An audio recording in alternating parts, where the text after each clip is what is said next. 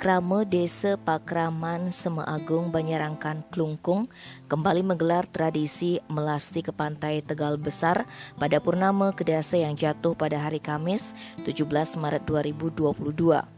Upacara melasti yang biasa disebut melasti kedasa maka kobok nanglok desa ini dimulai sejak pukul 4 WITA, diikuti oleh seluruh krama desa menuju pantai Tegal Besar. Selain ngiring pratima yang ada di Desa Pakraman Semeagung, prosesi melasti ke pantai untuk maka kobok juga dilakukan ngiring 3 pakuluh atau tempat tirta berupa bambu sebagai simbol kahyangan 3 di Desa Pakraman Semeagung serta aruk dan pralingga berupa ratu lingsir yang berada di pura dalam penyarikan dan dipusatkan di pura melanting setempat. Saat berjalan menuju pantai Tegal Besar, ratusan krama Desa Pakraman Semeagung membunyikan tek-tekan berhiaskan janur dan daun endongan.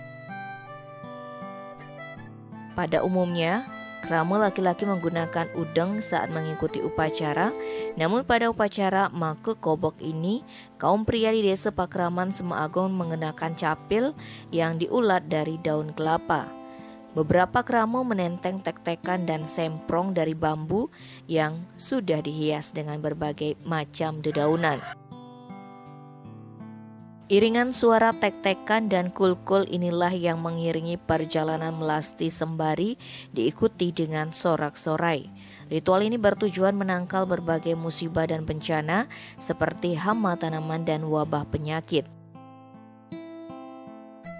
Menurut cerita turun-temurun yang dipercaya warga Desa Pakraman Semeagung, pada zaman dulu saat ngiring melasti bukan capil dari slepan yang digunakan tetapi kuskusan. Para lelaki juga bertelanjang dada dan menghiasi wajah dan badan mereka dengan kapur dan arang.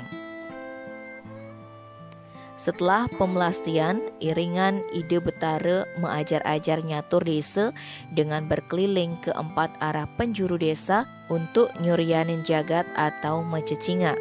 Hal ini bertujuan untuk memberikan kedeg-degan jagat di seluruh prajuru Desa Pakraman Semeagung.